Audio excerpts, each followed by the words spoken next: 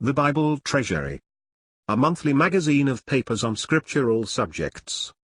Article 37, Volume 8, 1870, and 1871. Fragment on Prophecy, and to Correspondents. 1871, 272. Prophecy is the intervention of God's sovereign grace in testimony, in order to maintain his relationship with his people when they have failed in their responsibility to God in the position they held, so that their relationship with God in this position has been broken, and before God has established any new relationship by his own power and grace.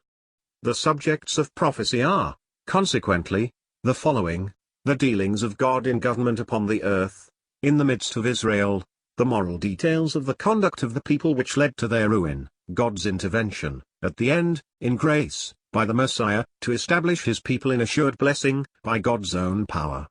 Two things are connected with these leading subjects: the judgment of the nations, which was necessary for the establishment of Israel in their own land, and the rejection of Christ, by the Jews, at his first coming into this world.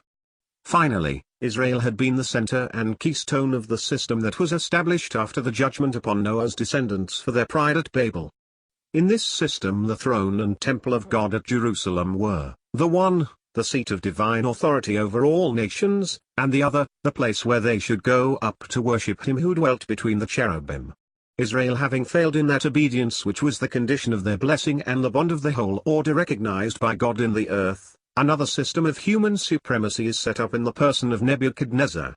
Prophecy treats, therefore, of this unitary system also, and of its relationship with the people of God on the earth. Guilty of rebellion against God, and associated with Israel in the rejection of Christ, and at the close rising in revolt against him, this power is associated with the Jews in the judgment, as being united with them in evil. To Correspondents. 1871, 224.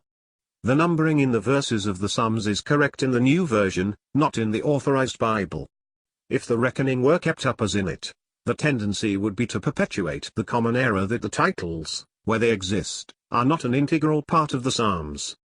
From not beginning with them, the great majority of readers are apt to forget that they are part of what the Spirit has given us.